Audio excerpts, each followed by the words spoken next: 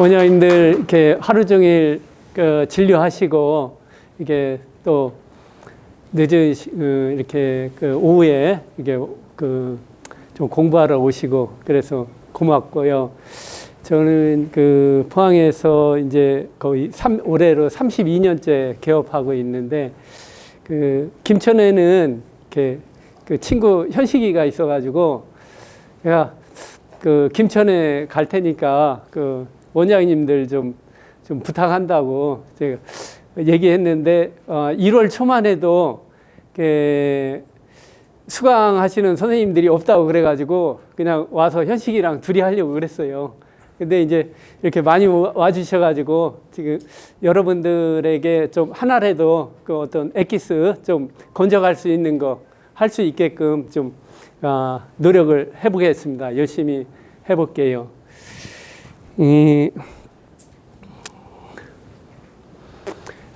전치부 오늘 제가 이렇게 소개할 것은 전치부 센 리치에서 리치가 얇아가지고 지금까지 임플란트를 식립하기가 어려운 부분들 그런 데를 이렇게 리치 오그멘테이션을 하고 임플란트를 식립해야 하는 어려움이 있었는데 이러한 리치 오그멘테이션을 이렇게 크게 하지도 않고 간단하게 식립할 수 있는 임플란트 아리가 있어가지고 여러분들께 소개해 드리겠습니다.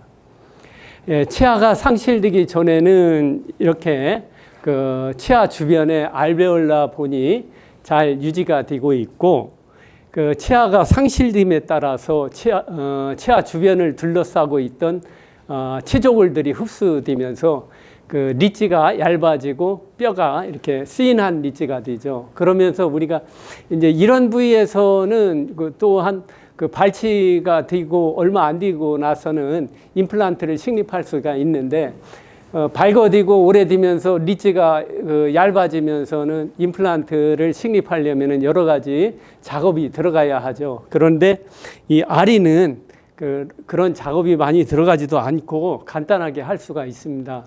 기존의 임플란트는 이렇게 씬한 리치에 임플란트를 식립하려면은 리치 오그멘테이션을 많이 하고 한 6개월 정도 기다렸다가 임플란트를 식립하고 그런 과정에서 이렇게 멤브레인도 노출될 수도 있고 염증이 생길 수도 있고 그런 위험성이 있어요. 그리고 이러한 기존의 임플란트는 이런 씬한 리치에서 보철물이 들어가기까지 한 1년이라는 기간이 소요되고 많은 돈과 심리적인 부담이 있지만은 아리 임플란트는 이게 일체형이에요. 여기 스레이드하고 커프가 있는데 이러한 스레이드 부분이 베이지알본, 깊숙한 베이지알본에 들어가고 이 커프는 씬한 리치 부분을 담당해서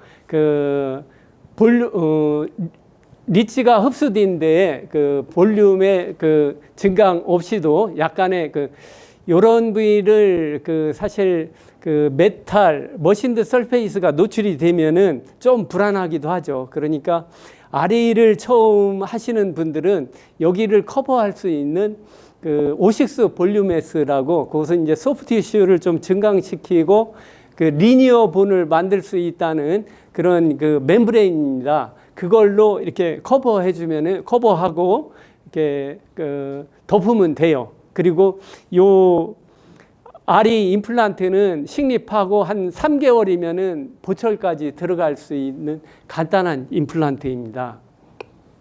아리의 기본 형태는 이렇게 상부에 익스터널 헥사 타입이고 여기가 한 1.6mm 되고 요 커프와 스레이드가 있는데 크게 이렇게 아리는 커프와 스레이드로 나눠요. 이것은 일체형이고 요 커프 부분은 머신드 설페이스인데 여기 폭이 한 2mm 정도가 한 17 마이크로의 미세한 그룹으로 돼 있어 가지고 소프티슈 프렌들리 디자인인데 소프티슈 프렌들리 디자인이라는 것은 파이브로블라스트 그러니까 호라이존탈 서컴프렌셜 파이브로블라스트가 여기에 밀접하게 이렇게 엉겨 가지고 잡아줄 수 있는 그런 표면 처리를 해놨습니다. 요 아래 스레이드는 베이지알본에서 강한 골 고정력과 골 융합력을 얻을 수 있게 해놓고, 그리고 요 스레이드가 이 조직 깊숙이 들어가 있어가지고 구강세균의 노출이 적습니다. 아리는 이렇게 C난 리지에 그 베이지알본의 임플란트를 식립하고, 이 C난 부분은 필요하면은 약간의 골리식으로 컨토리제이션을 합니다. 이렇게 컨토리제이션을 해서 그 볼륨을 좀 채워주는데, 여기서는 이 머신드 설페이스의 오세오 인테레이션은 되지 않아도 되니까 이 부위에는 합성골이나 이종골로 해서 그 볼륨만 이렇게 유지를 시켜주면 됩니다. 예, 아리는 쓴 리지에 리지 오그멘테이션 없이도 기저골로부터 강력한 초기 고정력을 얻습니다. 여기는 이제 상악이고 리지가 흡수된 그 얇은 그 본이죠. 그리고 여기를 이렇게 나눠 보면은 요 아래는 알베올라 본이고 위에는 그 베이지알 본입니다. 이러한 C난 리지에서 기존의 임플란트를 식립할 때는 이렇게 레비알 쪽이 노출이 되고 기존의 임플란트 이렇게 스레이드가 노출이 되죠. 그런데 이런 걸 성공적으로 만들려면은 많은 이런 데는 오세오 인테그레이션을 만들어야죠. 컨토리제이션이 아니고. 그러려면은 자가골이나 동종골로 하고 또 거기에 멤브레인을 스페이스를 만들어 줄 수 있는 멤브레인을 하고 거기에다 또 소프티슈 매니지를 해야 하고 그런 어려운 작업들이 들어가요. 그렇다고 그것이 꼭 성공하는 것도 아니죠. 그런데 아리는 이것은 이제 섹션한 거예요. 요 부위를 단면을 이렇게 섹션해 가지고 요 깊은 베이지알본에 스레이드가 깊이 들어가고 요 C난 리지 부분에 머신드 설페이스인 커프 부분이 매직 커프가 있어 가지고 크게 골리식을 하지 않고도 시술을 끝낼 수가 있겠습니다. 그렇게 이러한 매직 커프는 구강세균의 노출이 적은 세이프티 존으로 고정력을 위한 라프한 설페이스를 이러한 베이지알본 이렇게 깊숙이 기조글에 위치시킴으로써 구강세균에 노출될 가능성을 현저히 낮춰줍니다. 이 기존의 임플란트 같은 경우는 구강세균과의 거리가 이렇게 짧은 반면에 아리는 베이지알본 깊숙이 들어가 있어서 구강 내에 있는 세균하고 이렇게 거리가 엄청 멀죠. 그래서 여기 러프한 설페이스까지 도달하는 그런 거리가 멀기 때문에 좀 안전한 존이라고 봅니다. 예, 그러한 것은 아리의 매직 커프와 바이콘의 롱 어버트먼트를 비교해 가면서 말씀드리겠습니다. 이것은 지금으로부터 10년도 훨씬 전에 생긴 바이콘 임플란트입니다. 베이지알본에 깊숙이 식립해 놓고 이 긴 어버트먼트를 이렇게 연결해 놨죠. 이것이 10년이 넘는 세월 동안 주변에 이 어버트먼트는 머신드 설페이스고 오세오 인테그레이션이 일어났다고는 보지 않죠. 그러한 긴 어버트먼트이고 이것이 커넥션임에도 불구하고 10년 이상 팔로우업을 하고 있는데 이것은 이제 제가 한 건 아닌데 다른 데서 또 해가지고 저희 치과에 왔는데 몇 년 지났겠죠. 근데 제가 이걸 브릿지를 했는데 아주 오랜 기간 동안 성공적으로 잘 유지가 되고 있습니다. 그런데 이것은 아리 임플란트예요. 아리인데 이것은 베이지알본 깊숙이 들어가고 이러한 머신드 설페이스인 커프 에리어가 이것은 스레이드와 이러한 커프 에리어가 커넥션이 아니고 일체형으로서 이 바이콘보다도 좀 더 유리한 디자인이 아닐까 그렇게 생각합니다. 이렇게 보시면은 이것이 2015년 2년 지나고 나서 4년, 8년, 10년 뭐 이렇게 가는 그렇게 지내오는 시간 동안 이러한 뼈도 괜찮고 잇몸도 괜찮았습니다. 그런 것을 유추해 봤을 때 아리는 좀 더 유리한 디자인으로서 오랫동안 더 롱텀하게 가지 않을까 생각합니다. 예, 요 환자분도 이게 바이콘 마찬가지로 긴 어버트먼트가 이렇게 연결돼 가지고 오랫동안 사용을 하고 있어요. 이러한 아리의 매직 커프 부분이 어떤 타당성, 어떻게 그런 롱한 긴 머신드 설페이스가 장기적으로 안정성을 이룰 수 있을까 하는 게 어떤 이론적으로 한번 자연치아에서 생물학적 폭경과 임플란트에서의 생물학적 폭경을 같이 얘기하면서 그것에 대한 타당성을 좀 더 말씀드리겠습니다.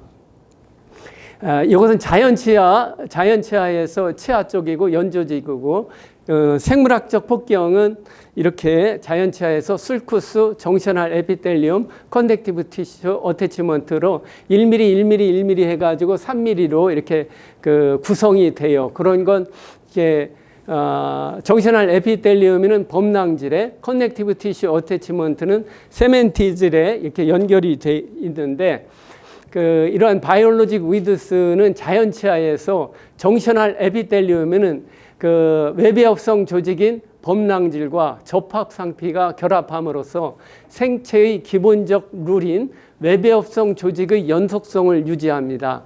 이 부위는 헤미데스모스으로 연결돼 가지고 좀 약하죠. 그리고 커넥티브 티슈 어태치먼트, 여기는 중배합성 조직인 세멘트질과 치은이 결합 조직이 사키스 파이버라는 것에 의해서 아주 강력하게 연결이 되어 있는데 보통 프루빙 뎁스를 측정할 때는 이렇게 요 사키스 파이버에 의해서 세멘튬과 커넥티브 티슈가 아주 긴밀하게 연결되는 그런 부위까지는 안 들어가고 여기 정션할 에피텔리움, 헤미오데지오모즘은 이렇게 반세포로 해가지고 떨어졌다 붙였다 떨어졌다 붙었다 하는 그런 좀 약한 부분이죠. 여기까지가 프루빙 뎁스까지 들어간다고 봅니다. 예, 임플란트의 바이올로직 위드스를 보면은 2020년 닥터 링키비시우스는 자연치아의 바이올로직 위드스보다 좀 넓은 생물학적 폭경 3.6mm를 보고했습니다. 에피스텔리얼 어태치먼트는 1.9mm, 커넥티브 티슈는 1.7mm. 그래서 합해서 3.6mm인데 요건 이제 휴먼 스터디에서 바이옵시 해가지고 이렇게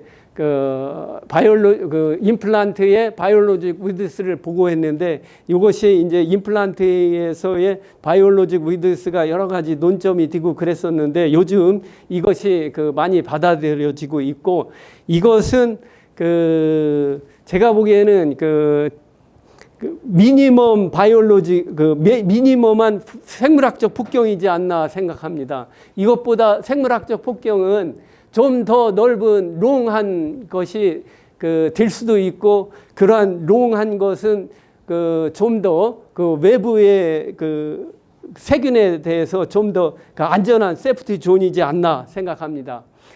생물학적 폭경이 갖는 의미는 생물학적 폭경은 생체가 보유하는 생물학적 규칙으로서 어떤 그것을 유지하기 위한 방어 시스템이며 생체 내부와 생체 외부를 구분하고 생체 스스로가 세균이나 이물질이 생체 내부로 침입하지 못하도록 구축한 생물학적인 배리어이다라는 겁니다. 자연치아와 죄송합니다. 잠깐만요.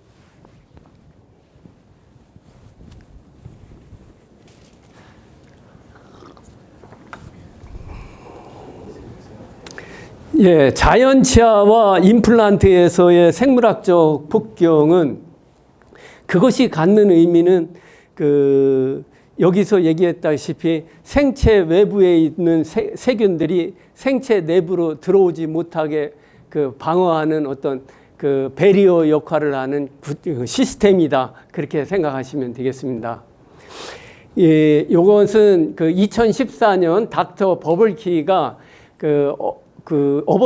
임플란트가 들어가고 어버트먼트의 길이와 그 본 리접션의 상관관계를 보고했는데, 어버트먼트의 길이가 2mm 이하일 때는 본 리접션이 1.23, 2mm일 때는 1.03, 3mm일 때는 0.41, 4mm보다 크다. 그럴 때는 제로라.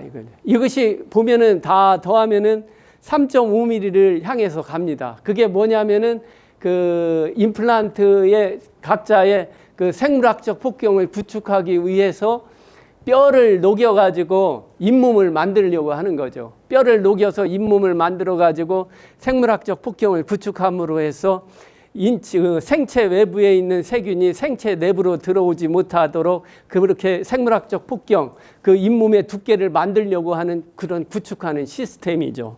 그래서 제가 이제 그 임플란트를 한지 거의 한 25년 넘어가는데, 지금 요즘은 그 환자분들이 20년, 25년 되신 분들이 종종 와요. 그런데 그런 분들 보면은 이렇게 또 한 20년 좀 더 쓰시라고 얘기하는데, 그 오랜 기간 동안 이렇게 임플란트를 식립해보고 그런 과정을 이렇게 지켜보면서 옛날에 임플란트 식립했던 걸 다 이렇게 뜯어내고 다시 하고 싶을 정도로 요즘은 그런 기분이 뭐냐면은, 하악과 같이 잇몸이 얇은 데서 그 뼈만 생각하고 그 잇몸은 생각하지 않고 그냥 뼈만 생각하고 뼈에다 크레스트 그 EQ로 이렇게 심으려고만 옛날에 그렇게 했다는 거죠. 그런데 요즘 와서 생각하는 게, 왜 그 뼈만 생각하고 그 진지바의 바이오 타입, 제노타입은 생각하지 않고 그냥 뼈에다만 심었나?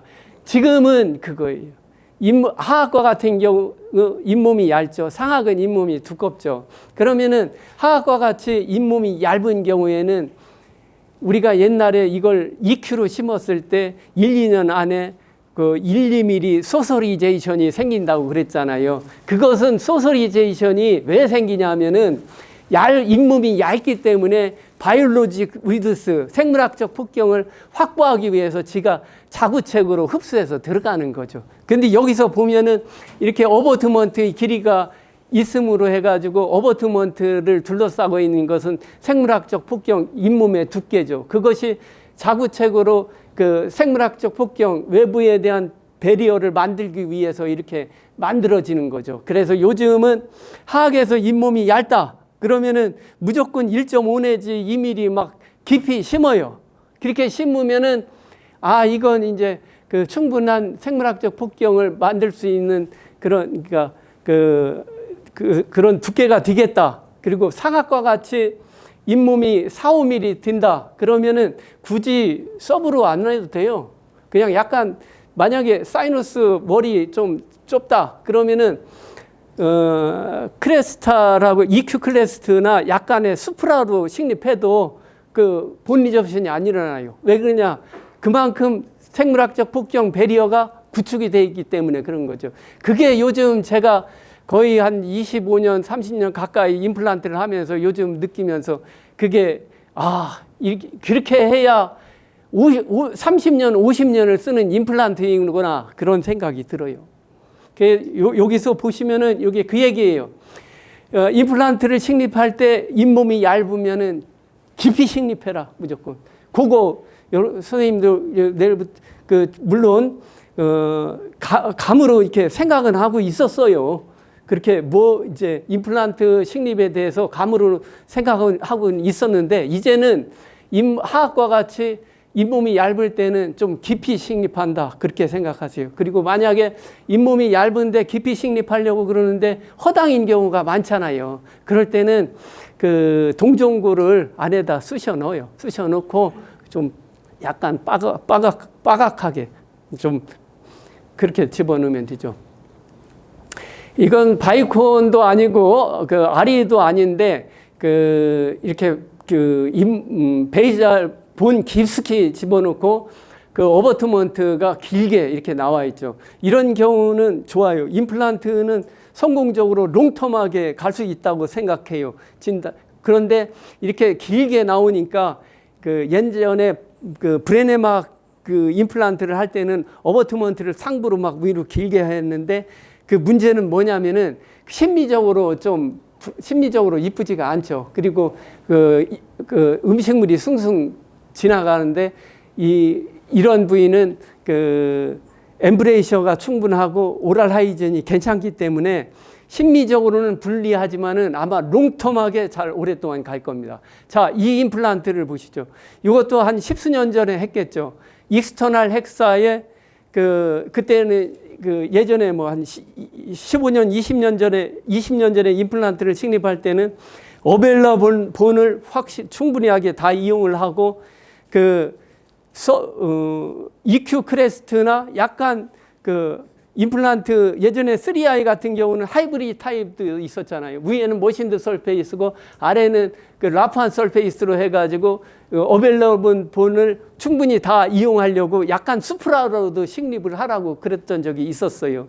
그건 어리석은 그런 어떤 생각이었죠. 그런데 이것이 그렇게 익스터널 헥사로서 약간 크레스트 상에다 식립을 했겠죠. 그런데 그러다 보니까 이것이 어떤 자체적인 생물학적 폭경을 만들기 위해서 이렇게 자연적으로 본 리접션이 생기면서 그 잇몸 두께가 만들어지는 거죠. 그런데 이것이 여기에서 다행히 멈춘 게 왜 그러냐?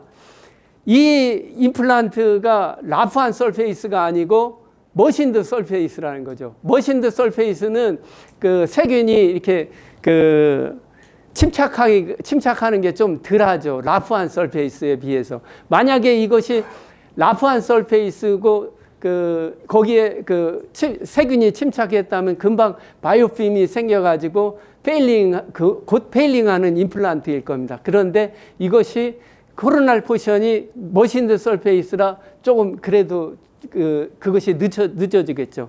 자, 요즘 임플란트는 이렇게 해야 합니다. 아리도 있지만은 이것이 이제 메가젠의 블루 다이아몬드인데 하악에서 잇몸이 얇을 때는 이렇게 서브 크레스트로 1.0 내지 1.5mm로 깊이 심어가지고 진지바 두께를 확보해서 생체 외에 있는 세균이 생체 내로 침입하지 못하도록 배리어를 딱 형성해 주는 거죠. 그런데 이것이 요 부위가 뼈이지만은 뼈하고 요 어버트먼트가 오세오 인테그레이션이 일어났을까? 아니에요. 거기는 소프티슈 영역이라고 봐요. 그래서 그러한 소프티슈 영역이 어떤 생물학적 폭경, 두께를 만들어 가지고 외부 세균이 들어오는 것을 방지하는 거죠. 자, 그러면은 이제 아리에 대해서 본격적으로 말씀드리겠습니다. 아리는 아리의 직경과 길이, 커프의 길이, 드릴링 뎁스.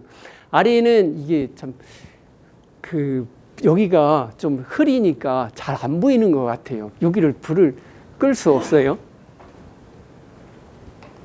예, 아리의 직경은 3.5, 4.0, 4.5 이렇게 돼 있고, 이 길이는 5mm, 7mm, 9mm 이게 베이잘본에 들어가는 스레이드입니다. 이것이 그리고 커프는 4mm, 6mm, 8mm, 10mm 이렇게 돼 있어요. 커프는 씬 리츠의 길이에 맞게 그렇게 들어가면 되겠습니다. 저쪽 뒤에는 못 켜요. 그리고 드릴은 좀 길어요. 5mm, 7mm, 9mm, 11mm. 그리고 여기 검은 거, 요 하단이 13mm, 위에는 15mm. 그렇게 돼 있고, 드릴링을 그렇게 하시면 됩니다. 드릴링 가이드는 1.6mm, 처음에 이제 렌스 드릴, 2.5mm 린데만 드릴. 이것은 이제 약간 방향 수정을 할 수 있고, 프로파일 드릴은 그 본 간섭에 조금 제거하는 거고 2.5, 2.9, 3.5, 3.6 드릴 이렇게 있어요. 아리 임플란트를 식립할 때는 이렇게 C난 리치이기 때문에 가능하면은 플랩을 제껴 가지고 본의 상황을 보면서 드릴링을 하면 되겠습니다. 이렇게 그 플랩을 제껴서 본 캘리퍼로 최적으로 두께 5mm, 여기 그 폭경이 5mm인 지점에 그 씬 리치, 거기가 씬 리치 높이를 측정하고, 그러면은 여기가 이제 6mm 정도 되겠죠. 그러면은 커프가 6mm가 됩니다.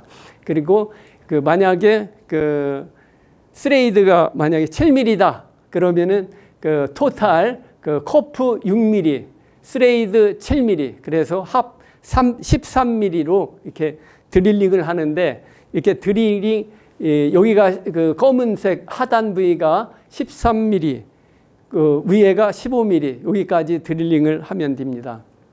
예, 임플란트 환자를 보면서 아리의 시술 과정을 보겠습니다. 좀 서론이 좀 길었는데 이제 본격적으로 임상 환자 사진을 봐가면서 보죠. 72세 남자, 23번 부위가 모빌리티와 페인이 있고 치료 계획으로 23번 부위 발치 후에 23, 24번 부위에 임플란트 식립 후에 파시알 덴처를 계획했습니다. 예, 요 부위가 23번 부위, 페리에피칼 부위에 레디올루센트가 있고, 예, 처음에 이제 렌스 드릴로 드릴링을 하면서, 디렉션 인디케이터를 꽂아가지고, 이렇게,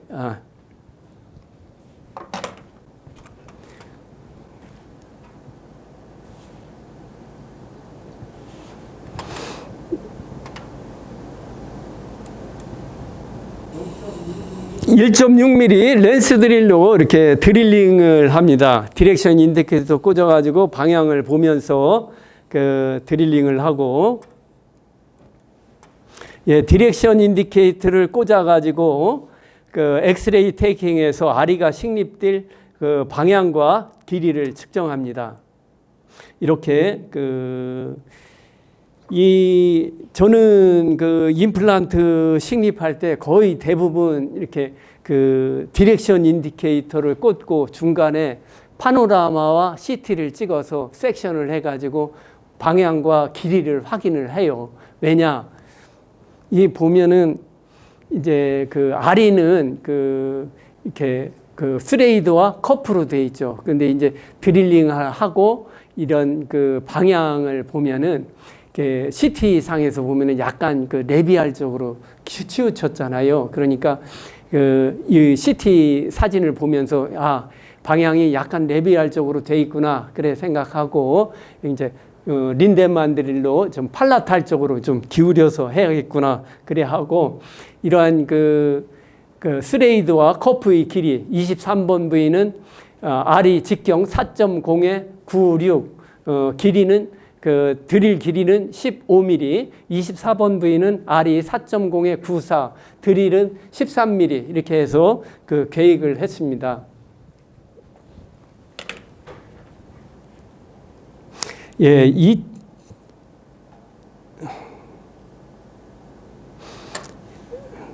고래하고 방향을 약간 이제 팔라탈 쪽으로 기울여서 해야겠죠. 그래서 린데만 드릴로 드릴링을 팔라탈 쪽으로 약간 기울여 가지고 하고 있습니다. 예, 요 앞에는 23번 부위는 15mm까지 드릴링 하죠. R이 4.0에 직경 4에 96. 요 프로파일 드릴, 본에 감속되는 것을 좀 제거하고, 그 다음에 2.5mm 드릴링을 합니다. 예, 요 24번 부위는 4.0에 94죠. 그러니까 13mm 드릴링을 하고, 예, 업앤다운으로, 그리고 23번 부위 2.9mm 드릴링하고, 디렉션 인디케이터를 꽂고, 예, 업앤다운으로 드릴 하는데 깊으니까 업앤다운으로 해서 쿨링을 해줍니다. 예, 뒤에도 2.9mm 드릴링하고, 그리고 예, 23, 24, 3.3mm 드릴링하고 23번 부위, 예, 13mm까지 드릴링합니다. 여기가 13mm. 예, 23번 부위는 R이 4.0에 96, 그러니까 15mm까지 드릴링을 하고,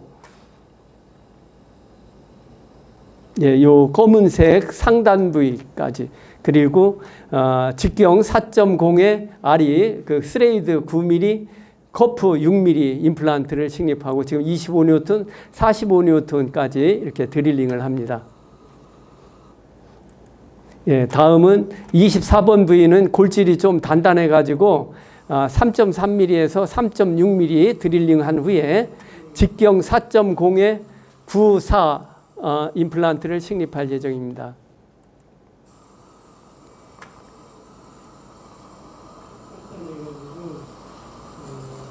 예, 이 부위는 그 골이 단단해서 3.6까지 했죠. 이런 처음에 R이 임플란트를 식립할 때 픽스처의 탑이 어디까지 가야 하냐 그런 게 고민이 되고 그럴 텐데, 이 픽스처의 탑은 본 크레스트까지 이렇게 임플란트를 식립합니다. 이게 45N까지 이렇게 하고, 예, 45N에 이렇게 멈추고, 예, 만약에 좀 덜 들어갔다 그러면은 이렇게 라쳇을 이용해서 시계 방향으로 좀 더 집어넣죠. 예, 그래 하고 픽스처 탑의 위치는 본 크레스트 부분까지 하는데, 이렇게 하면은 좀 픽스처의 탑이 나중에 좀 노출이 되더라고요. 그러니까 아리를 식립할 때는 약간 1mm 정도 본 크레스트에서 하방으로 식립하고, 만약에 본 크레스트가 좀 잘 육안으로 확인이 좀 어렵다 그럴 때는 진지바 라인이 여기 이 마운트의 네크 부위까지 이렇게 해서 식립하면 되는데, 권장 아리의 임플란트 권장 식립 토크는 45N이고 라쳇을 사용할 때는 70N 이상, 70N 이하 되게 하세요. 만약에 이제 혹시나 아리를 사용하시면서 경험해 보신 분이 있는가 모르겠는데, 이게 너무 강하면은 이 넥 부위가 부러져요. 이 마운트의 넥이 부러져요. 그럴 때는 이렇게 당황하지 마시고, 그렇게 마운트, 남아있는 마운트를 제거하고 키트에 있는 픽스처 드라이버를 꽂아서 역방향으로 픽스처를 빼내고 한 단계 높은 파이널 드릴을 드릴링하고 다시 끼워 놓으면 되겠습니다. 예, 마운트, 마운트 제거하는 거하고 힐링 어버트먼트, 예, 잠깐.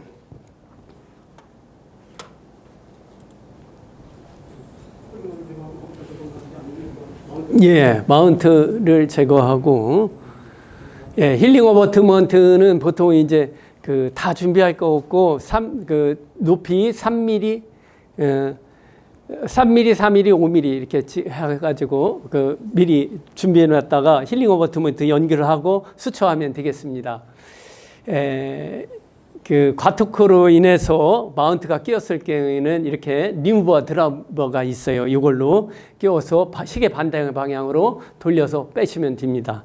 이렇게 수술이 끝난 후에 아리가 식립된 사진인데, 23번 부위는 직경 4.0에 스레이드 9mm, 커프 6mm, 24번 부위는 4.0에 94 이렇게 임플란트가 식립되어 있는데, 이 환자분은 임플란트 서포티드 파샬 덴처를 개혁했잖아요. 이렇게 지대치, 임플란트를 이용한 지대치를 하고 여기에 파샬 덴처가 들어갈 예정이에요. 이게 이제 제가 예전에 이게 임플란트 지대치가 다 하얗잖아요. 그 풀 지르코니아. 왜 그러냐면은,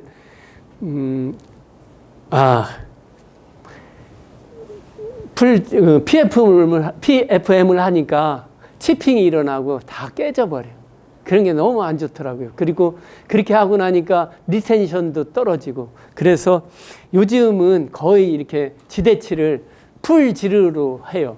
풀 지르로 해도 그 덴처의 레스트나 이런 그 클래스프나 그런 게 걸리는 데는 전혀 문제가 없더라고요. 오히려 이런 게 그 오랫동안 그 그 포세리는 자꾸 깨지니까 그게 골아프더라고요. 그리고 이렇게 이제 그 이것이 들어가기 전에는 파샬 덴처나 기존에 사용하던 덴처를 썼을 거 아니에요? 그런데 이게 들어가면은 그걸 못 쓰잖아요. 그 기존에 쓰던 덴처를. 그런데 이걸 또 빼놨다가 기존의 덴처를 쓰고 그러려면은 뺐다 꼈다 올 때마다 이거 그 덴처 하려면은 기능 인상해야지, 웩스업 해야지, 또 도치 배열해야지, 완성할 때까지 두세 번은 최소한 이렇게 뺐다 꼈다 해야 돼요. 그게 너무 그 환자나 술자한테 일이 번거롭죠. 그러니까 이러한 그 임플란트 서포티드 지대치를 만들어 올 때 플리퍼를 하나 가져오라고 그래요. 이게 저도요, 이거 오랜 기간 동안 하다가 어떻게 매번 이걸 뺐다 꼈다 하고 이렇게 해서 집에 보낼 수는 없거든요. 이게 너무 황당하죠. 이게 이렇게 해서 집에 보낼 수는 없잖아요. 그러니까 미리 그 기공소에 부탁해가지고 이러한 플리퍼를 만들어서 집에 가실 때는 이렇게 연결해가지고 이렇게 해서 간단하게 이게 당분간 이렇게 불편하지 않게 지내시라고 그래 하면은 크게 이걸 뺐다 꼈다 하는 그런 어려움이 없을 겁니다. 아리에 키트는 이렇게 돼 있고 좀 전에 이게 그 임플란트 드라이버예요. 이것이 만약에 이제 그 마운트에 내기 파절돼 있을 때는 요걸 연결해 가지고 리버스 해 가지고 빼고 한 단계 높은 파이널 드릴로 드릴링하고 그 임플란트를 식립을 하십시오.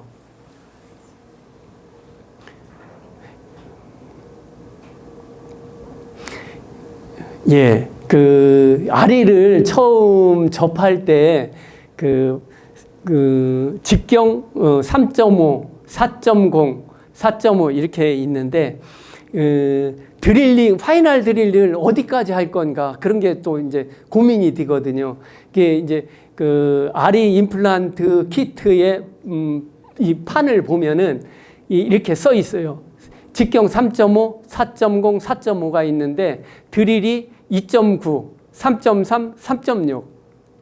3.5를 식립할 때는 상악은 드릴 2.9mm까지 드릴링을 하라는 거고 하악은 본이 덴스하니까 3.3까지 드릴링을 하라는 거예요. 그리고 4.0을 식립할 때는 상악은 3.3, 하악은 3.6까지 드릴링을 하고 임플란트를 식립하는데 만약에 본이 너무 덴스하거나 본이 너무 소프트하면은 한 단계 줄이거나 한 단계 더 높은 그 굵은 그 파이널 드릴을 사용해야겠죠.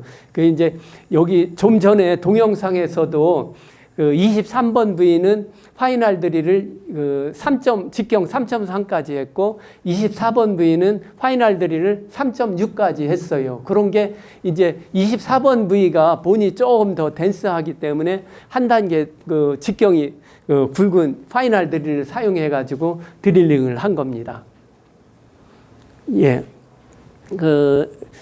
이제 소구치부의 이제 임상 케이스를 보겠습니다. 소구치부의 알이 75세 남자, 주소로는 치아가 없어서 식사를 못하고 23번만 살리고 임플란트 서포티드 파샬 덴처를 계획했습니다.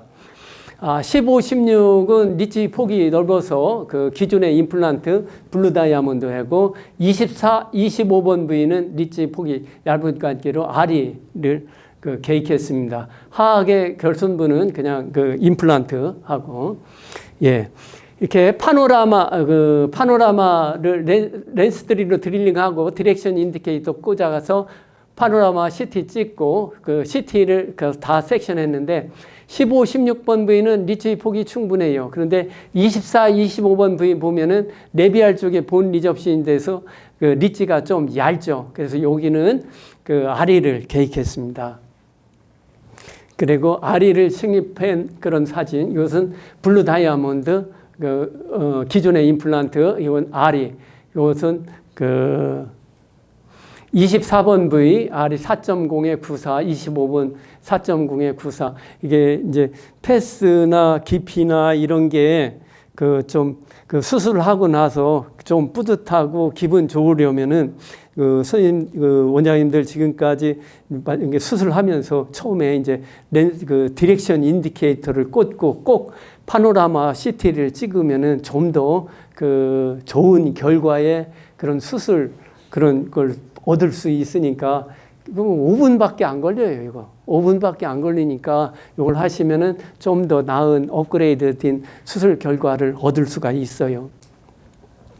예, 요 부위, 24, 25번 부위에 아리 식립은 리치 폭이 약간 부족하기 때문에 이렇게 깊은 부위에 스레이드하고 이렇게 얇은 부위는 매직 아리의 커프 부분이 담당했죠.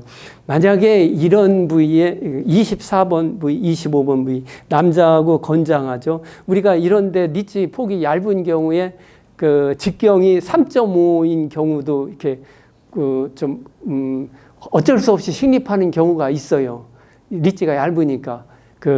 그래서 그런 경우에 낭패, 어느 정도 로딩이 가해지면서 낭패를 보죠. 코로날 포션이 찢어져 가지고.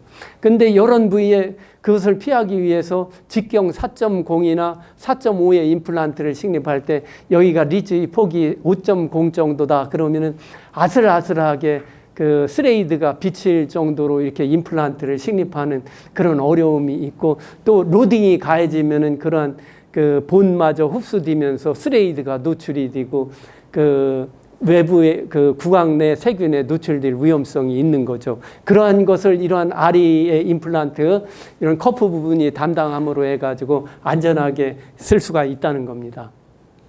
예. 예, 이 환자분께 임플란트 15, 16, 24, 25 초기 고정이 45뉴턴 이상으로 나와서 저는 고정이 그냥 괜찮게 나온다. 그러면 그날 바로 즉시 임시치아까지 다 해줘요. 그날 바로 임시치아 조금 밉더라도 그날 임시치아를 해주고 집에 가세요. 그러면은 그래도 좀 안심이 돼요.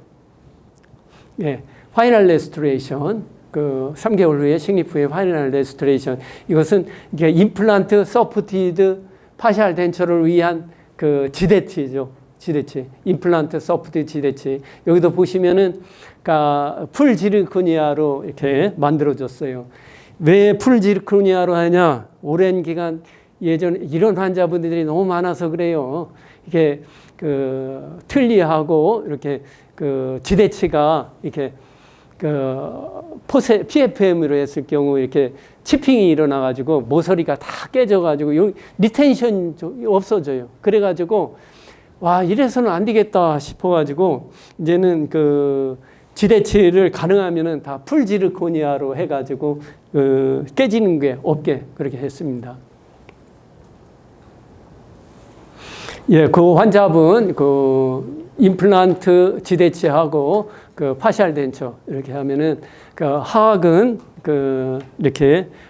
이렇게 풀로 자연치아와 임플란트가 돼 있고, 상악은 이렇게 하악이 이렇게 자연치아하고 임플란트일 때 상악이 풀 덴처일 경우에는 아무리 뼈가 좋고 그래도 덴처가 견디지를 못해요. 환자분이 그래서 하악은 워낙 강해가지고 그래서 상악이 너무 불편해가지고 견디지를 못하니까 이렇게 임플란트를 식립해서 임플란트를 이용한 지대치를 만들어서 파셜 덴처를 해주면은 훨씬 더 안정되고 식사를 하는데 든든하죠.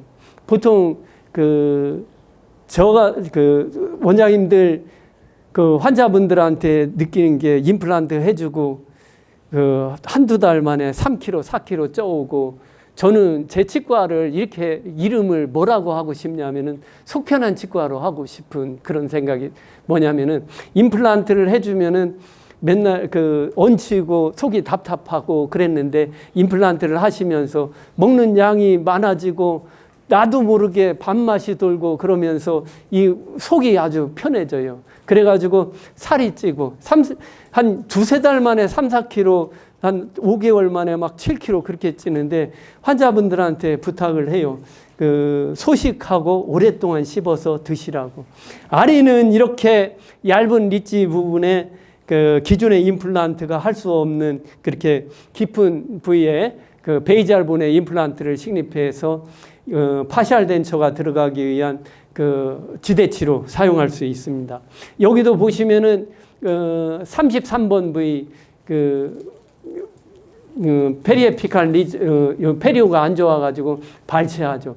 기존의 임플란트 같으면은 임플란트 식립하고 골리식하고 커버 스크류 해서 덮어가지고 또 한참 기다려가지고 했을 거예요. 그러나 이거 보세요. 요 임플란트 아리 4.0에 96. 대부분 이제 저는 아리 임플란트에는 3.5나 직경 3.5나 4.0을 하는데, 스레이드는 9, 커프는 대부분 이제 6mm 정도 하는데, 거기서 본의 상황에 따라서 4mm가 될 수도 있고, 좀 더 본이 씬 리지가 길다 그러면은 8mm, 커프를 8mm 이렇게 늘려가 기른 것을 사용해요. 근데 이런 경우 바로 임플란트 식립하고 초기 고정이 잘 나오기 때문에 바로 임시치아를 해드리죠. 그러면은 앞니 같은 경우는 아주 아주 잘 써먹어요. 예, 다음 환자분은 이제 지금 소구치 보죠. 57세 여자 환자분으로 전신 건강하고 상하악 치아 소실이고 24번, 25번 아리 임플란트를 계획했습니다. 그리고 마찬가지로 드릴링하고 디렉션 인디케이터를 꽂아서 24번, 25번 부위 아리. 예, 파노라마와 CT를 찍었습니다. 저는 이제 임플란트 메가젠뿐만 아니라 IBS도 하고 뭐 예전에는 네오도 했고 오스템도 했고 많이 했어요. 이것저것. 그런데 이제 여러 가지 하면서 이렇게 어떤 게 어떠한 부분이 좋다 이렇게 생각하면서 이렇게 그런 장점들을 이렇게 해가지고 제가 나름대로 이렇게 좋은 부분을 취득해서 사용을 하죠. 여기는 이렇게 24번, 5번 파노라마를 찍고 CT를 찍었습니다. CT 찍고 각 부위별로 섹션하죠. 여기 보면은 약간 팔라탈로 치우쳤죠. 이런 거 있잖아요. CT 찍고 섹션을 CT를 안 찍으면은 이거 확인할 수가 없어요. 그리고 그냥 드릴링 하는 거예요. 드릴링 하면은 나중에 처음에는 약발이 잘 받아서 염증이 안 생기지만은 어느 정도 일주일 열흘 지나고 나면은 퍼포레이션 되는 게 나타나고 염증이 생기고 스웰링이 되죠. 그런 걸 안 하려면은 100개 중에 한두 개 생길 수 있더라도 그런 걸 안 하려면은 파노라마와 CT를 찍어가면서 섹션을 하고 방향과 길이를 결정해서 들어가라는 거죠. 자, 이것도 약간의 팔라탈 쪽으로 기울여져 있기 때문에 약간 레비알 쪽으로 이동을 해가지고 드릴링을 해야겠죠.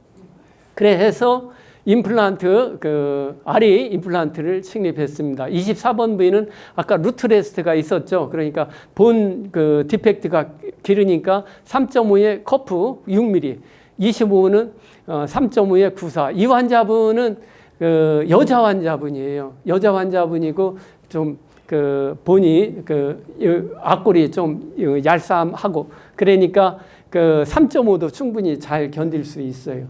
그리고 이런 아리의 직경 3.5하고 일반 임플란트의 3.5하고는 비교가 안 돼요. 아리는 이것이 바디가 원바디고 통째로 돼 있어요.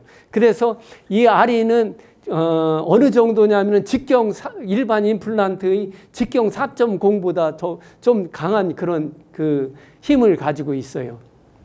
자, 3개월 후에 픽업 인상 뜨고 2주 후에 파이널 레스토레이션이 이렇게 들어간 사진입니다. 예, 이제 다음은 그 구치부. 65세 여자 환자분은 전신 건강하고 43번에서 47번 부위 모빌리티. 이 부위가 오래된 보철물이고 아주 그러다 보니까 여기 리치 폭이 아주 얇아져 있죠. 그래서 하악 구치부의 알이 드릴링을 하고 디렉션 인디케이터를 꽂고 파노라마와 CT를 찍었습니다. 47번 부위는 발치하면서 바로 식립하니까 리치 폭이 충분히 나오는데 44번 부위, 46번 부위는 이 상단 여기가 거의 리치 폭이 3mm 뭐 그거밖에 안 돼요. 그러니까 처음 드릴링하는 렌스 드릴이 1.6mm니까 겨우 양쪽에 코티칼 본을 피해가지고 칸셀루스 본으로 겨우 들어가는 거죠. 들어가도 요 부위, 이 베이잘 본 요 부위를 찾아서 들어가서 픽스처의 스레이드가 그 부분으로 들어가야죠. 여기도 요 아래 베이잘 본 요쪽은 폭이 괜찮은데 위에 상부 구조는 그 폭이 얇죠. 그래가지고 이 44번, 46번 부위는 아리 임플란트를 식립하였습니다. 44번 부위는 아리 3.5에 78, 46번 부위는 아리 3.5에 94. 이 부위는 3.5가 아니고 4.0도 괜찮으리라 생각해요. 그런데 이제 그 여자 환자분이고 그 교합력이 그닥 크지 않은 환자분이라 그냥 3.0도 무난하리라 생각하고 이 부위 보시면은 리치 폭이 이렇게 얇아요. 이런 데에다가 식립할 수 있는 임플란트가 있겠어요. 지금 만약에 이제 원바디 미니 임플란트라면은 얇게 식립할 수가 있겠지만은 그 상부 부위가 스레이드가 있고 라프한 설페이스라 세균의 침입이 가능할 수가 있겠죠. 그런데 여기는 아리는 저 깊은 부위에 베이잘본 이런 칸셀루스본 부위에 스레이드가 들어가고 위에 상부 얇은 부위는 커프가 있음으로 해서 세균이 침착하거나 그런 일이 없겠죠.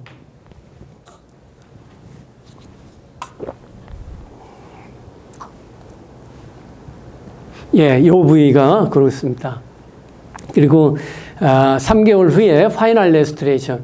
여기 보시면은 위에서 이렇게 보시면은 이 리치 폭이 워낙 얇죠. 이런 데에다가 여기다가 기존의 임플란트를 식립하려면은 리치 오그멘테이션을 해야 하는데 엄청 넓게 해야죠. 그렇다고 리치 오그멘테이션을 해도 여기 코티칼본에 붙겠어요. 코티칼본에 붙게 하려면은 코티칼본 퍼포레이션을 하고 자가골이나 동종골을 해야 진정 내뼈가 되고 그렇게 되겠죠. 그게 너무 어렵고 힘든 작업이고 그게 리치 오그멘테이션 만약에 터지면은 또 다시 처음부터 시작하고 처음보다 더 안 좋은 그런 상황이 되는 겁니다. 그래 파이널 레스토레이션 해가지고 이렇게 커스터마이즈 포스트 해가지고 파이널 레스토레이션이 들어갔는데 요 부위 보면은 좀 빵빵하죠. 여기가 소프트 티슈가 빵빵한 게 여기 임플란트를 식립하면서 리치 폭이 너무 얇아가지고 요 부위에 이종골하고 오식스 멤브레인, 오식스 블루맥스를 이렇게 접어가지고 거기다 이렇게 해놓으면은 여기 소프트 티슈가 좀 더 두꺼워지고 안정되게 하죠. 그리고 이제 아리를 식립할 때 이렇게 머신드 설페이스가 노출될 수 있습니다. 얇은 리치 부분에. 그럴 때를 대비해 가지고 오식스 볼륨엑스를 꼭 한 장 정도는 준비를 해 놓고 계세요. 메가젠에서 아리 키트를 판매할 때 아리 키트하고 또 재료하고 이렇게 따로따로 해주는데 가능하면은 그 아리 키트를 판매할 때는 오식스 볼륨엑스 한 장을 같이 그 포함해서 해주면은 그 원장님들이 그 아리를 접근할 때 좀 더 쉽게 접근할 수 있게 그렇게 좀 해줬으면 좋겠어요.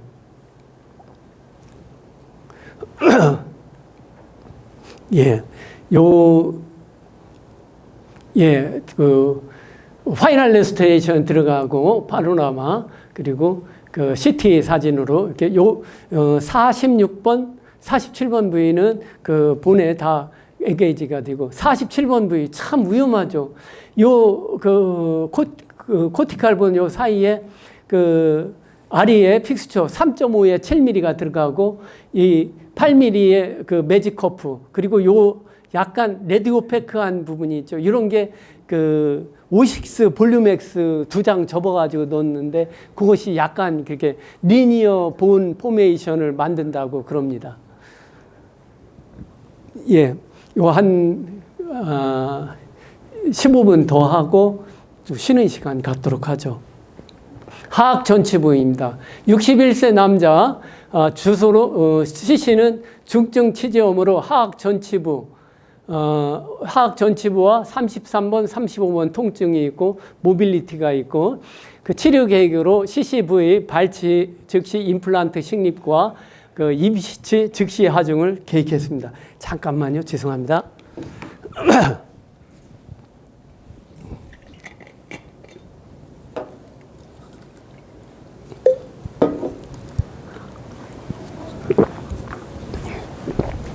예, 물 좀 드시고 그 천천히 할게요.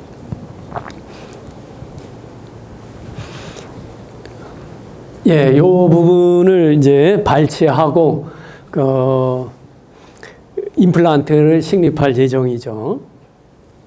예, 요 보시면은 그 정면 사진 상악, 하악 이렇게 보시면은 32번 부위, 33번 부위가 진지바 리세션이 되고 이것을 봤을 때 본 디펙트가 많이 심하리라 생각하죠. 이런 부위는 뭐 발치되고 오래됐으니까 뭐 안전하죠. 예.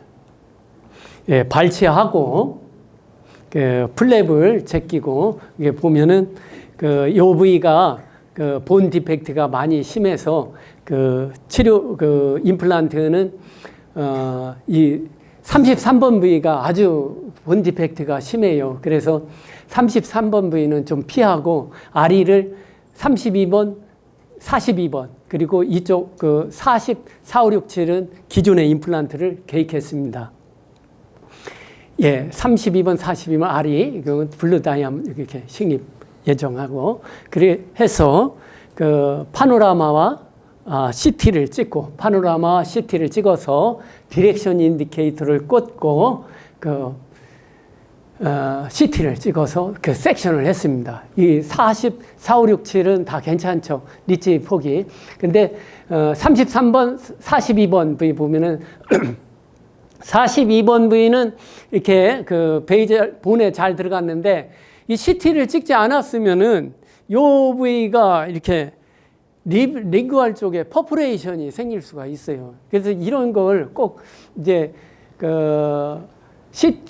수술 중간에 컨타미네이션 전혀 걱정하지 마세요. 제가 이거 뭐 수백 개를 했는데도 컨타미네이션은 없었어요. 그러니까 수술하는 중간에 꼭 필히 그 파노라마와 CT를 찍어서 방향과 길이를 보고 그 드릴링을 하십시오. 그러면은 좀 더 나은 수술 결과를 얻을 수가 있겠습니다. 32번, 42번 부위는 아리 식립하고 이렇게 어버트먼트 연결했고 이 부위는 본 디펙트가 심해서 본 어구멘트 본을 좀 그라프트를 좀 하죠. 제가 이제 요것은 PRP예요. PRP 멤브레인 PRP를 하는데 제가 PRP를 99년도부터 해가지고 지금까지 한 거의 25년 동안 사용하고 있는데 본 디펙티브의 그라프트 할 때 너무나도 아주 유용하게 잘 쓰고 있습니다.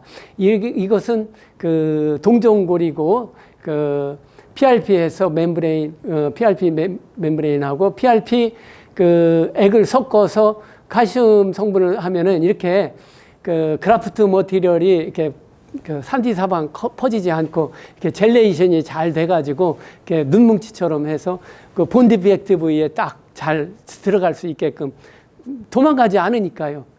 그리고 나서 이걸 그 짜가지고 하면은 막이 듭니다. 그걸 멤브레인을 이렇게 해가지고 여기다 딱 해서 그 수처하면은 요것뿐만 아니라 페리오스테움, 요 제낀 페리오스테움도 본 포메이션의 그 역할을 하고 이렇게 수초를 하면은 이렇게 깨끗하게 잘 요 부위가 아까 본 디펙트가 심했었죠. 이런 부위를 이제 그 본 그라프트하고 딱 잘 그 수초를 합니다. 그리고 어버트먼트 연결하고 어버트먼트 연결할 때는 이제 그 원장님들 아리를 처음 접할 때 그 힐링 어버트먼트를 뭐 써야 할지 그 기성 어버트먼트를 뭘 써야 할지 잘 모르실 텐데 그 이렇게 그 직경 4.0에 3.5 길이는 9, 10, 11을 그 준비하고 있으면은 그 임시차를 이렇게 만들 때 그 직경에 따라서 길이에 따라서 이렇게 연결해 가지고 그 임시차를 만들어 주면 됩니다. 이렇게 임플란트를 식립하고 그 패스나 뭐 이게 고정력이 잘 나왔어요. 45뉴턴 이상 나오니까 그 임시차를 해주죠. 예, 그날 바로 그 임시차를 해서 집으로 가셨어요. 이분은 그 교직에 계신 분으로, 전에는 다른 부위도 뭐 이렇게 많이 임플란트를 하셨는데, 이렇게, 여기는 제가 한 거 아니에요. 이 원장님은 좀 몸이 안 좋아서 그 은퇴하시고 그래서 저한테 오셨는데, 이러한 부분, 다른 데는 임시차 안 하다가 이렇게 임시차는 그 고정력 45뉴턴 이상만 나오면은 그냥 바로 임시차를 해줬어요. 해줘가지고 크게 뭐 문제될 게 없고, 만약에 이제 이미디어트 로딩이 가해져도 그것이 어떤 골 결합력을 좀 더 증강시키는 그런 역할을 할 수가 있어요. 너무 과도한 교합력만 안 하면은. 이렇게 해서 집에 가시고 3개월 후에 픽업 인상 떠가지고 그 파이널 레스토레이션이 이렇게 들어간 상황이고, 이게 보면은 33번 부위에 그 본 디펙트가 예전에 많이 심했었죠. 이게 요건 33번, 42번, 32번 요 아리 임플란트가 식립되고 여기는 파닉으로 처리했죠. 그래서 여기 이런 부위가 이렇게 잘 복구가 잘 되고 있습니다. 예, 파이널 임플란트 식립하고 파이널 레스토레이션 임플란트 식립하기 전에 이렇게 치주 질환이 심했죠. 예, 다음은 77세 여자 환자분으로 주소는 올드 임플란트의 문제, 이런 부위의 염증과 오버덴처 사용이 불편해서 오셨습니다. 상하악, 무치악, 우선 하악을 발고 후에 아리를 계획했습니다. 하악은 기존에 이렇게 임플란트를 식립하고 그 바 타입으로 해서 오버덴처를 사용하시던 분이죠. 예, 이 임플란트를 제거를 해야죠. 이 임플란트를 제거하는데 2분 걸렸습니다. 2분, 단 2분. 뭐냐?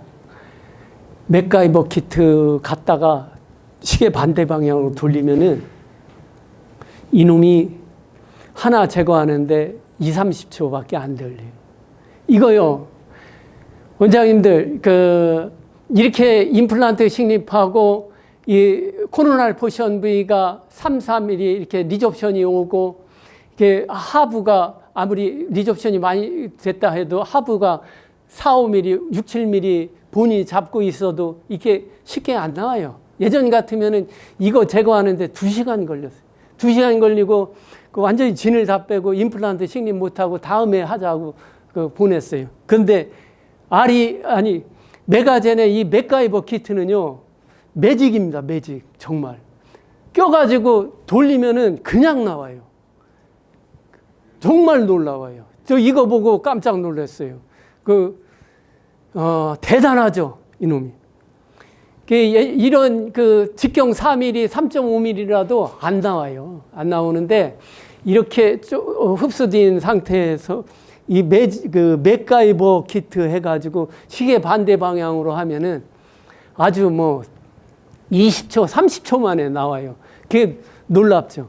자, 그런데 이 환자분이 이렇게 되기까지 여정을 보면은 이 리치의 폭이 얇았겠죠. 그리고 만약에 이 환자분이 임플란트가 거의 한 8, 9년 전에 식립을 하고 코로날 포션이 흡수가 되고 냄새가 나니까 또 덴처가 불편하니까 와서 다시 해달라고 하는 거죠. 그때 7, 8년이 흐르면서 이 코로날 포션이 왜 흡수가 됐겠어요? 리치가 얇은데 깊이 식립하지 않고 약간 EQ 크레스트나 이렇게 임플란트를 식립하니까 7, 8년 기간 동안에 이렇게 흡수되면서 코로날 포션 부위에 염증이 생기고 냄새가 생기고 그렇게 되는 거죠. 그런데 만약에 7, 8년 전으로 돌아가가지고 임플란트를 식립한다면은 기존의 임플란트를 식립하려고 그런다면 아주 배에 저 깊숙이 한 3, 4mm 깊이 임플란트를 식립을 했죠. 그러면 지금 이런 현상이 안 일어났죠. 그런데 3, 4mm 깊이 임플란트를 식립하게 되면은 어버트먼트를 연결해야 하고 그게 너무나도 어려운 작업이라는 거죠. 그러나 이 아리 임플란트는 그럴 필요가 없다는 거죠. 저 깊숙이 들어가고 스레이드와 커프 부분이 일체형으로서 코로날 포션에서 진지와 가깝게 인상을 뜨면 되는 거죠. 예, 드릴링하고 각 부위별로 파노라마와 CT를 찍었습니다.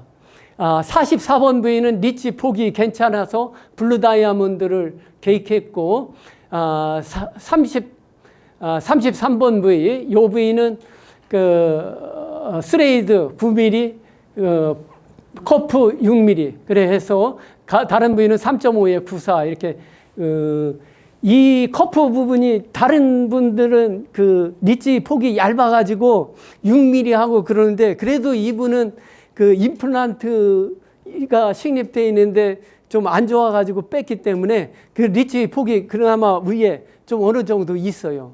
그래서 이렇게 보시면은 요 33번 부위만 R이 3.5에 96이고 나머지는 94, 94. 커프 3mm 있잖아요. 되게 좋아요. 아주 좋아요. 예, 그리고 어버트먼트 연결해가지고 바로 상하기 덴처이니까 바로 이렇게 임시치아를 해드리고 가시는 거죠. 그리고 3개월, 10주 후에 이거 고정도 잘 나왔으니까 지금 같으면은 8주나 8주나 그 정도 상간에 6주 만에도 픽업 인상을 떠가지고 이렇게 커스터마이즈 포스트하고 지대치를 했는데 여기는 브릿지고 그래가지고 풀지르코니아로 했을 경우에 이런 데가 좀 파절이 올 수가 있죠. 그래서 PFM으로 이렇게 길게 했습니다. PFM으로 파샬 덴처를 위한 지대치가 이렇게 들어갔어요. 그런데 이것이 이제 이렇게 지대치가 들어갈 때 하고 이것이 섹션 해가지고 이 앞에 치아가 있을 때하고 없을 때하고 환자의 진료비 부담이 많이 달라지잖아요. 하나만 해도 50만 원씩 해서 4개만 하면 200만 원 차이가 나잖아요. 그런데 이렇게 할 수 있도록 많이 환자분한테 유도를 하세요. 왜 그러냐 하면은 좀 전에 이렇게 3, 4번 이렇게 지대치에서 파샬 덴처 들어가는 것보다 이놈 해놓으면은 제가 기존의 임플란트를 해서 이렇게 해서 파셜 덴처 하니까 15년 이상 뭐 너끈하게 쓰고 있습니다. 환자분은 와서 뭐라고 그러냐면 원장님 덕분에 지금까지 너무나도 잘 먹고 잘 살고 있다고 그래요. 가능하면 이렇게 해주는 게 좋죠. 예, 그 임플란트하고 파이널 레스토레이션 해서 이렇게 그 파노라마 찍고 파셜 덴처가 이렇게 들어가게 됩니다. 이래 해주면은 예전하고는 게임 체인지 정말 너무나도 달라지죠. 그리고 바 타입으로 해서 오버덴처를 했을 때 그 환자가 치과에 와서 컴플레인을 하는 거하고 이렇게 그 임플란트 서포티드 그 임플란트를 그 지대치로 하는 서포티드 파셜 덴처를 하는 거하고는 환자 화색이 달라져요. 정말 너무나도 차이가 많이 나요. 그래서 이렇게 그 오버덴처요. 저 안 해요, 이제. 예전에는 오버덴처 많이 했었는데 환자분 컴플레인이 많고 손이 많이 가기 때문에 오버덴처 안 해요. 차라리 이렇게 그 임플란트를 지대치로 한 그 파셜 덴처 해주면은 최고입니다. 예, 들어가기 전에 사진이고.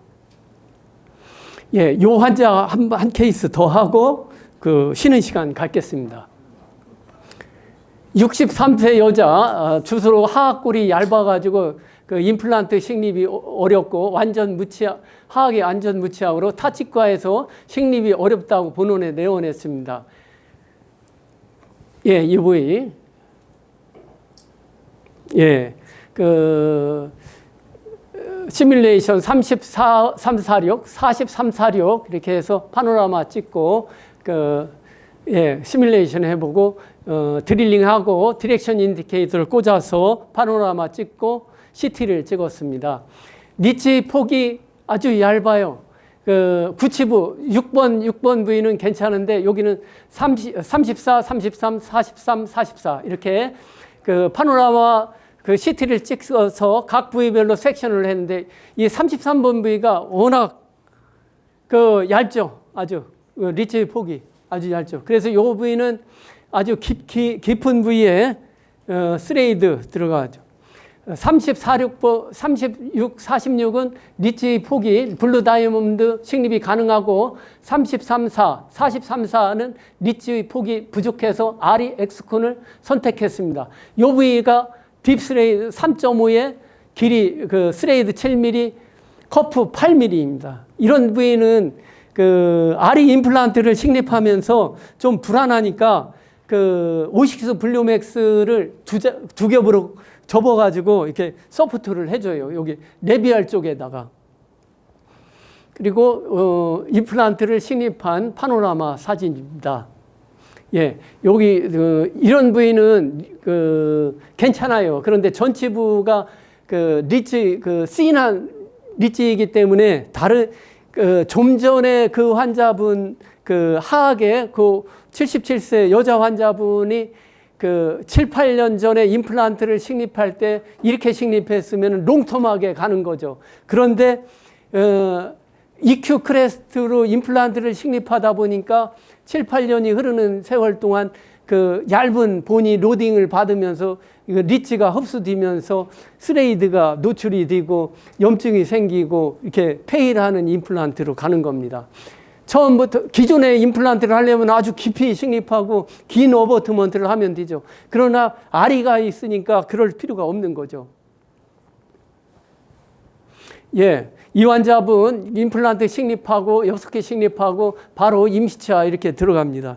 이러한 임시치아는 원장님들이 하기 어렵습니다. 기공사가 있으면 좋고 또 원장님들 20, 30년, 15년, 10년, 15년 막 직원 데리고 있으면은 직원한테 계속 교육을 시켜야 합니다.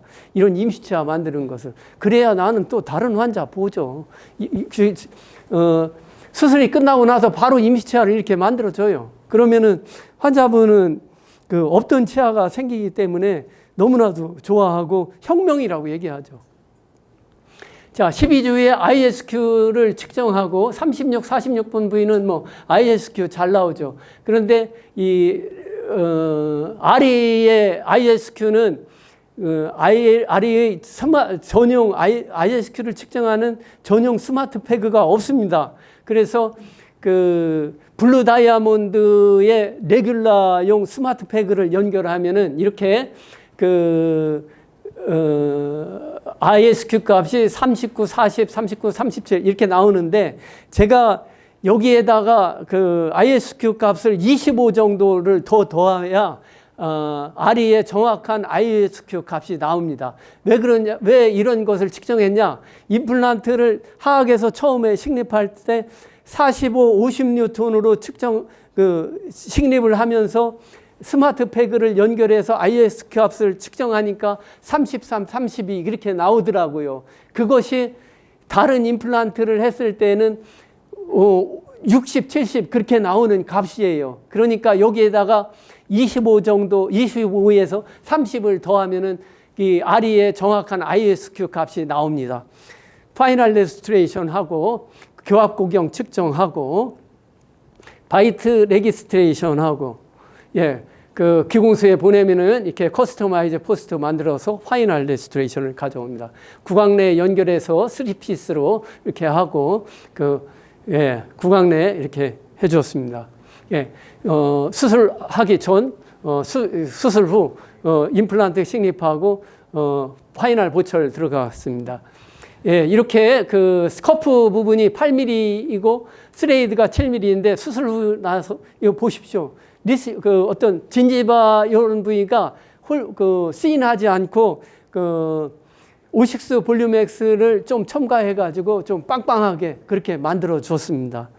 여기까지는 지금 하악 전치부까지 하고 잠깐 5분 정도 쉬었다가 하는데 임플란트 서포티드 파셜 덴처를 하는 상하게 굉장히 시인한 리치에서도 RE를 적용할 수 있는 기막힌 케이스가 있으니까 잠시만 기다려 주십시오.